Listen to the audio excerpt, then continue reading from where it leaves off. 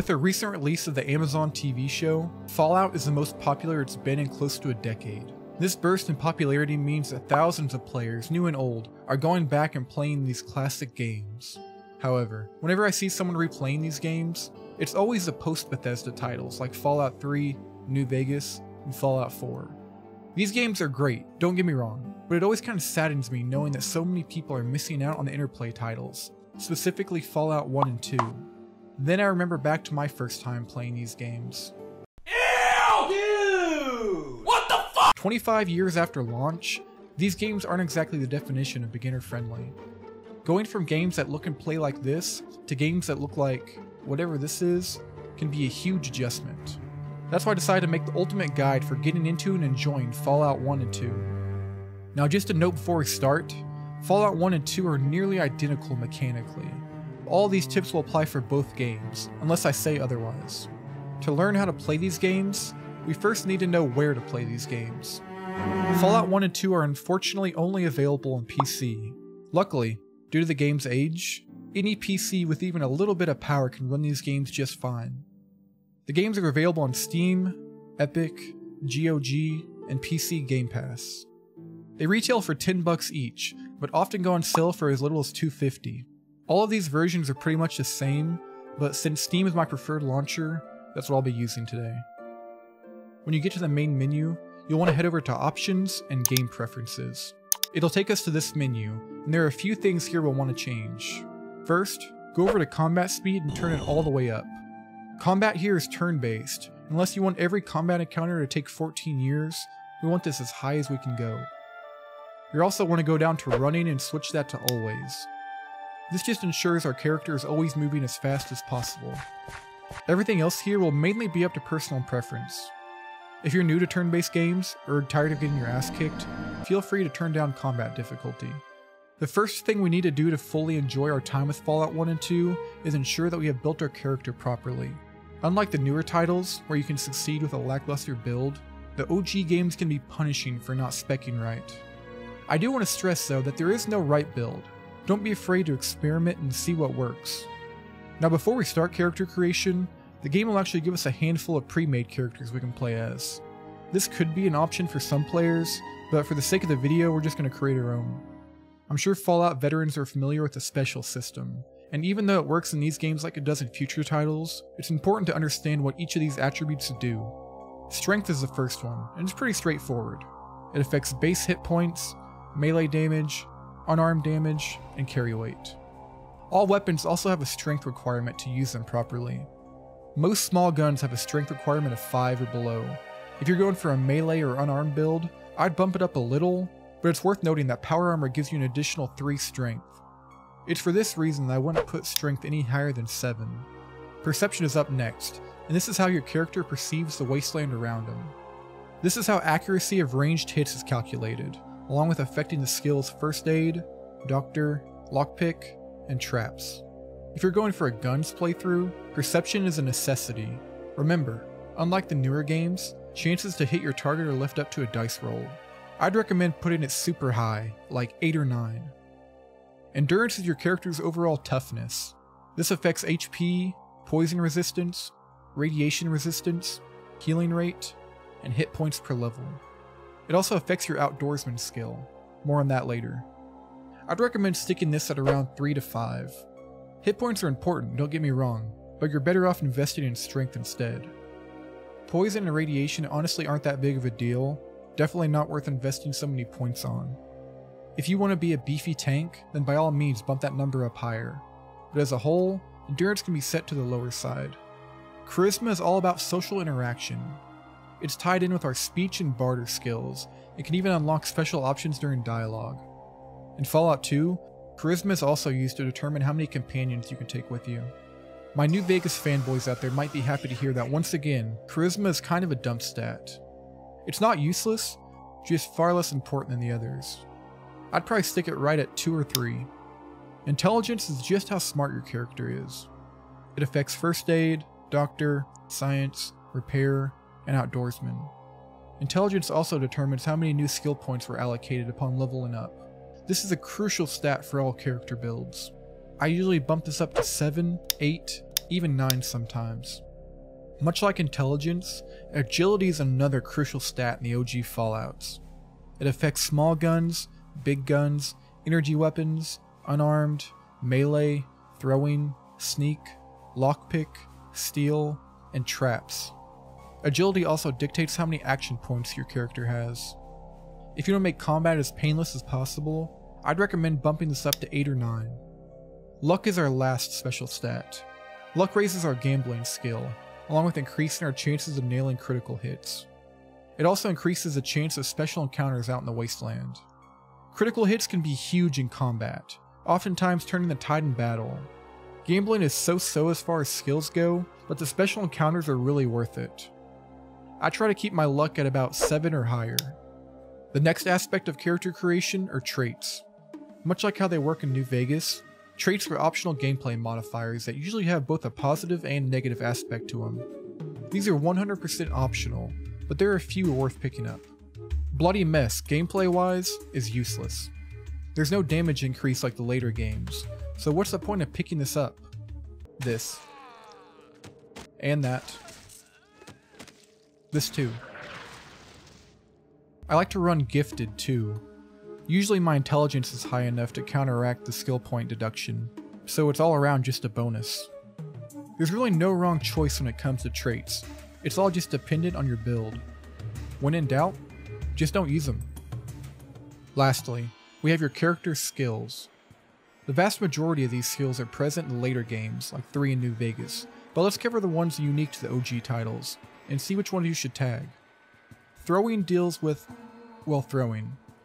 There are multiple different throwable weapons in these games, and this increases the damage and accuracy of them. Unless you're going for a hyper-specific build, this one really isn't worth it. These weapons just aren't prevalent or useful enough to devote too many skill points to. Instead of medicine, we have 2 skills replacing it, First Aid and Doctor. First Aid is more for smaller wounds, whereas Doctor is for major injuries. In my opinion, the clear winner here is Doctor. Not only does it heal more than First Aid, but it even heals broken limbs. I would only recommend investing in one of these, so make sure it's Doctor. Steal determines how efficient you are at taking what doesn't belong to you. Now obviously if you're going for a thief character, you're going to want to invest heavily in this skill. On a regular playthrough though, I find you don't really steal that much. Most stuff I need is easily attainable just by exploring or doing jobs for people. Traps is your ability not only to set your own traps, but to detect hostile ones as well. This can be a good skill to invest in so you don't go around triggering enemy traps, but honestly for a first time player, I would just ignore it. Gambling determines just how lucky you are in the game's casinos. While this might not be the most essential skill, it's just fun as hell. Fallout 2 especially has a wide array of gambling locations. I wouldn't build my whole character around it, but a little gambling here and there never hurt anyone. The last skill we have is Outdoorsman. This skill is all about avoiding random encounters while out exploring the Wasteland. Now I know what you're thinking, hey, why would I ever want to avoid a random encounter? Well, encounters in these early games can be tough, and if you're not careful, you can lose hours of progress. This also makes traveling take less in-game time, which will be useful when we discuss the time limit. Typically when you're going to tag skills, you want to choose 1 combat skill, then 2 passive skills. Something like melee weapons, sneak, and doctor. For this character, we'll go with small guns, lockpick, and speech.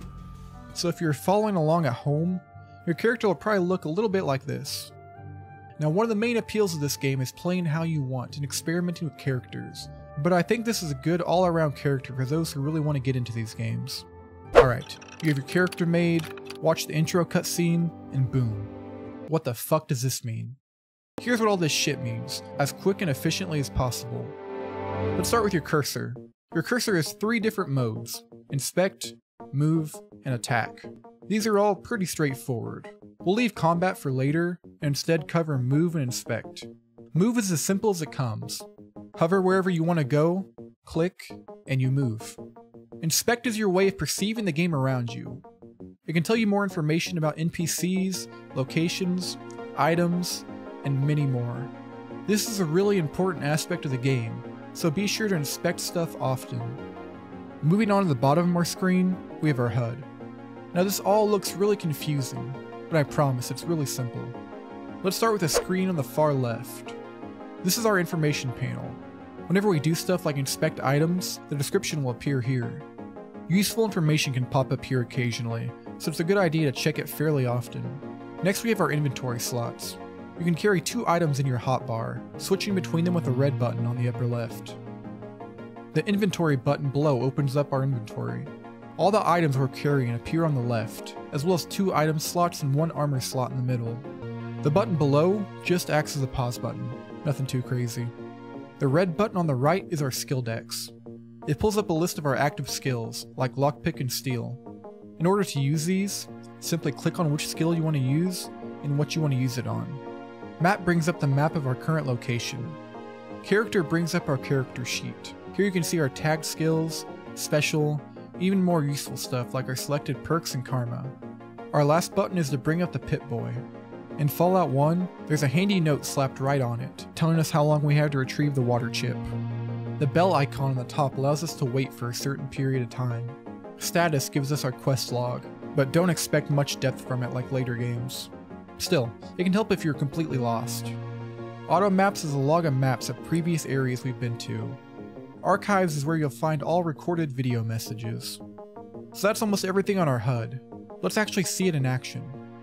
Let's talk about combat. Combat is what's going to make or break this game for a lot of new players. If you go in blind, it can really ruin the experience for you. Luckily, combat is super simple, and we're going to go over it now. Combat is functionally the same between Fallout 1 and 2, but for the sake of this list, I'll be using Fallout 1, specifically the first encounter outside Vault 13. These rats have been fucking players up since 1997, so here's how to get back at them. The first thing we want to do is make sure our weapon is equipped.